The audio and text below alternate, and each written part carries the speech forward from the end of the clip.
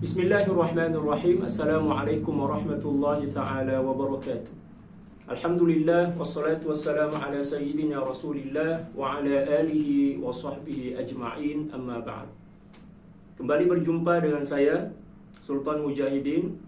Kali ini insyaAllah kita akan melanjutkan kajian kita tentang akhlak dari kitab Khulasatu Akhlaqis Salafis Salih yang dikarang oleh Sayyidul Habib Muhammad bin Alawi Al-Idrus radhiyallahu ta'ala, yang merupakan ringkasan dari kitab Tanbihul Mughtarrin karangan Sayyidul Imam Abdul Wahhab Asy-Sya'rani radhiyallahu ta'ala anhu, yang menjelaskan tentang akhlak dan budi pekerti ulama salaf atau salafus saleh. Dan kali ini kita telah sampai pada akhlak yang keenam. Qala radhiyallahu ta'ala anhu wa nafa'ana Allahu bi'ulumihi wa ulumi syuyukhihi wa syuyukhina wa jami'i awliya'illahi salihin fid dharain Allahumma amin. Wa min akhlaqihim radhiyallahu ta'ala anhum amaluhum ala tarki an-nifaq bihaythu tatasawa sariratuhum wa alaniyatuhum fil khair. Yang artinya, satu di antara akhlak ulama salaf ialah upaya dan usaha keras mereka untuk menghilangkan atau membersihkan hati mereka dari sifat nifaq, sehingga tidak ada perbedaan antara aktivitas hati, demikian juga apa yang terlihat pada aktivitas jasadiyah, ya, pada diri mereka, ya. Jadi kebaikan yang ada dalam jasad, ada yang ada pada jasad itu berbanding lurus dengan kebersihan yang ada dalam jiwa. Jadi satu di antara akhlak mereka adalah senantiasa menjaga diri dari sifat nifaq. Dan satu di antara tanda bahwa seorang telah bersih dan suci dari sifat nifaq adalah adanya keserasian, keselarasan dan kesamaan antara isi hati dan perbuatan dan isi hati. Nah, ini yang sangat berat. Ya Allah. Ketika Allah Subhanahu wa ta'ala menjelaskan tentang 3 golongan, perbandingan 3 golongan di awal-awal suratul Baqarah, ketika Allah Subhanahu wa ta'ala menjelaskan tentang tanda-tanda orang beriman, Allah Subhanahu wa ta'ala cukup menyampaikannya dengan 5 ayat dalam suratul Baqarah, di awal-awal suratul Baqarah. Dan ketika Allah Subhanahu wa ta'ala menerangkan kepada kita tentang tanda-tanda orang kafir, hanya menggunakan 2 ayat saja, kita sudah mudah untuk memahami perbedaan antara orang beriman dan orang kafir. Adapun ketika Allah Subhanahu wa ta'ala menjelaskan tentang tanda-tanda orang munafik dan sifat-sifat mereka, Allahu Akbar, lebih dari 10 ayat, kalau nggak salah 16 ayat, khusus menjelaskan tentang tanda-tanda orang munafik. Ini menggambarkan kepada kita bahwa mengenal orang munafik ini lebih sukar, lebih sulit dibandingkan mengenal orang kafir. Karena orang munafik ini bermuka 2, zil wajhain, mempunyai 2 muka.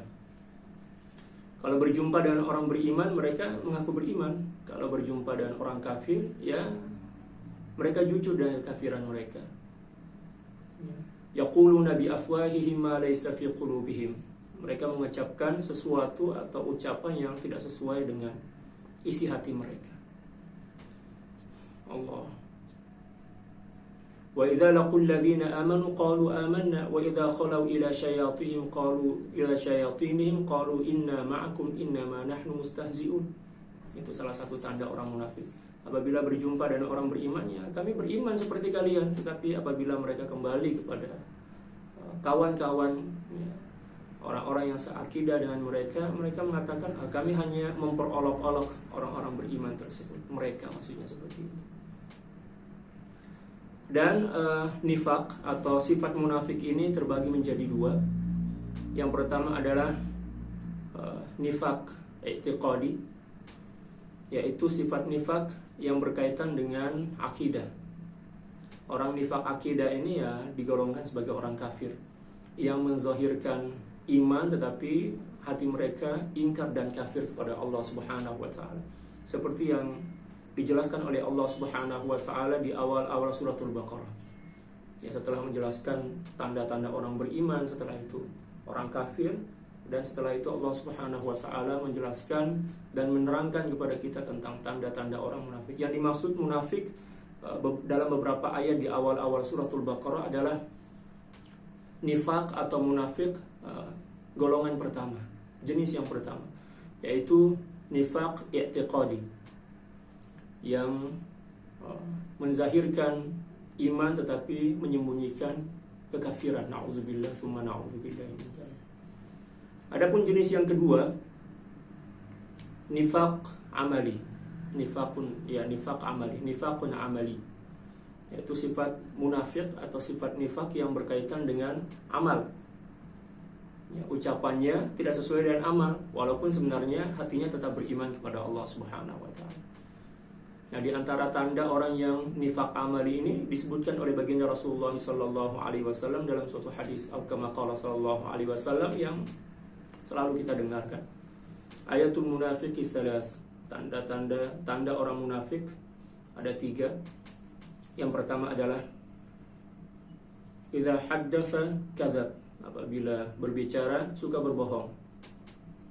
Ya, ini hanya berkaitan dengan aktivitas jasad, bukan gerak hati. Ya, tidak berkaitan dengan hati ya. Ya, hanya berkaitan dengan activity atau aktivitas jasad.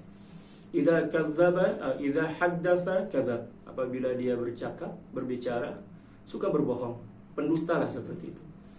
Wa idza wa'ada akhlaf, dan apabila berjanji selalu menyalahi janji, ingkar janji. Wa idza tumina khan, apabila dipercaya dia berkhianat. Ini merupakan hadis yang menjelaskan tentang tanda-tanda munafik, orang munafik amali, bukan i'tiqadi. Dan orang yang mempunyai sifat munafik i'tiqadi atau sifat nifaq i'tiqadi, Allah Subhanahu wa taala kekalkan dalam neraka. Dikekalkan dalam neraka. Bukan hanya neraka tingkatan pertama atau 2, akan tetapi dekraknya. Allah Subhanahu wa taala berfirman, "Innal munafiqina fid darkil asfali minan nar wa lan tajida lahum nasira." Sesungguhnya orang-orang munafik i'tiqadi dimasukkan oleh Allah Subhanahu wa taala ke dalam kerah api neraka dan tidak ada seorang pun yang bisa menolongnya. Na'udzubillah tsumma na'udzubillah. Para sahabat sekalian, satu di antara akhlak salafus saleh adalah berusaha untuk membersihkan dan menyucikan diri mereka dari sifat munafik, sifat nifaq. Sehingga mereka tidak akan menyampaikan sesuatu kecuali sesuatu itu telah diamalkan terlebih dahulu. Kalau mereka belum mengamalkannya, maka mereka tidak berani menyampaikannya. Dan mereka senantiasa berusaha dan berupaya agar gerak hati dan gerak jasad itu sama. Maksudnya ada kesamaan dan keserasian antara ucapan, tindakan, dan apa yang bersembunyi dalam hati. Tidak ada kepura-puraan seperti itu. Biasanya kan kita karena takut malu, ya, takut dibully misalnya kan, ya, kita menzahirkan atau memperlihatkan sesuatu yang sebenarnya tidak sesuai dengan isi hati kita, dan itu dikira sebagai salah satu tanda sifat munafik. Na'udzubillah tsumma na'udzubillah. Akan tetapi ulama salaf mereka senantiasa menjaga keserasian antara amal, ucapan, dan isi hati. Di sini disebutkan bihaitsu tatasawa sariratuhum wa alaniyatuhum fil khair. Dengan gambaran ada kesamaan dan keserasian antara aktivitas hati dan aktivitas jasad mereka dalam kebaikan. Terkadang di antara kita ada yang rajin beribadah ketika berada di hadapan khalayak ramai, di hadapan orang banyak lah. Tetapi apabila kita berada di suatu ruang sendiri, kita malas melakukan ibadah. Ini tanda bahwa ada sifat munafik dalam diri kita. Karena memang kata para ulama, keikhlasan atau lawanan dari sifat munafik itu, seseorang yang hatinya telah bersih dari sifat nifaq, amalnya akan senantiasa stabil, akan senantiasa seimbang, sama ya, baik ketika dia bersama orang lain ataupun dia sendirian di tempat yang gelap, sama. Ada di antara manusia yang apabila berada di hadapan orang banyak, dia mampu untuk mencegah diri dari maksiat. Tapi apabila dia sendiri, maka dia dengan sangat ringan melakukan maksiat. Nah, ini tanda bahwa seorang itu mempunyai sifat munafik, sifat nifaq, karena tidak adanya keserasian dan keselarasan antara zahir dan batin. Allahu Akbar. Pada suatu hari dulu, Sayyidina Umar bin Abdul Aziz radhiyallahu taala an, ketika beliau sedang berziarah ke makam baginda Rasulullah sallallahu alaihi wasallam di Madinah, beliau berjumpa dengan Abul Abbas Al-Khidir radhiyallahu taala an, dan beliau meminta nasihat, wejangan kepada Sayyidina Abul Abbas. Lalu Sayyidina Abul Abbas mengatakan, "Iyyaka ya Umar an takuna waliyan lillahi ya, fil alaniyati wa aduwwan lahu fis sir. Fa inna man lam tatasawa sariratuhu wa alaniyatuhu fa huwa munafiq wal munafiquna fid darkil asfali minan nar." Fabaka Umar radhiyallahu taala an hatta balla lihyatahu. Suatu hari Sayyidina Umar bin Abdul Aziz meminta nasihat kepada Abul Abbas Khidir radhiyallahu taala an ketika ketemu atau berjumpa di Madinah Al-Musyarrafah. Lalu Abul Abbas berkata, "Hati-hati kau wahai Umar, nasihatku adalah hati-hatilah kamu.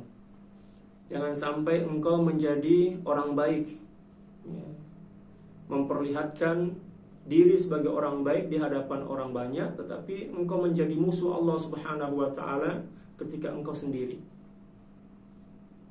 Ya. Lalu kemudian beliau mengatakan, barang siapa yang tidak serasi dan tidak selaras antara aktivitas hati dan jasadnya, maka dialah orang munafik, dan orang munafik ini berada di kerak neraka. Kemudian Sayyidina Umar bin Abdul Aziz menangis sampai janggut beliau basah dengan air mata. Nah, ungkapan ini sangat jelas ya, bahwa ketidakserasian antara beramal di hadapan orang banyak dan beramal di tempat yang rahasia atau di tempat yang sunyi, itu merupakan tanda kemunafikan. Na'udzubillah tsumma na'udzubillahi min dzalik. Oleh karena itu, kita harus senantiasa waspada dari sifat nifak ini, karena sifat nifak ini akan menghancurkan seluruh amal ibadah kita. Dan bukan hanya itu saja, akan tetapi juga akan menyuburkan sifat-sifat buruk dalam jiwa kita. Na'udzubillah tsumma na'udzubillahi min dzalik. Lalu kemudian timbul satu pertanyaan. Kalau seandainya ada orang yang lebih rajin beramal di tempat yang sunyi dibandingkan ketika dia berada di tempat ramai, seperti itu, bagaimana itu? Apakah dianggap sebagai orang yang munafik? Kata para ulama, apabila amal ibadah lebih banyak jumlahnya, seseorang lebih rajin melakukan ibadah ketika dia sendiri dibandingkan ketika dia bersama orang lain, maka itu adalah fadlun, merupakan karunia dari Allah Subhanahu wa taala, sesuatu yang sangat baik, sangat mulia. Tetapi apabila ada keserasian sama antara amalnya ketika bersama orang lain dan ketika sendirian, maka disebut dengan istilah al-adlu, ya, keserasian yang sempurna. Tadi tidak serasi, tetapi lebih afdal dibandingkan tingkatan yang kedua ini. Dan apabila amalnya lebih baik ketika bersama orang lain dibandingkan ketika dia sendiri, maka ya, disebut dengan istilah al-jur, maksiat, dosa lah, seperti itu. Jadi posisi kita sekurang-kurangnya setidaknya ya berada di pertengahan. Adanya keserasian antara amal zahir dan amal batin kita ketika kita berada di hadapan orang banyak dan ketika kita sendiri. Itu batasan minimal ya, Tetapi yang lebih baik dari itu kata para ulama adalah amalnya lebih baik ya, ketika dia sendirian dibandingkan ketika dia bersama orang lain. Ya, seperti itu. Itu menurut perbandingan sebagian ulama seperti itu ya. Tapi ada juga ulama yang mengatakan bahwa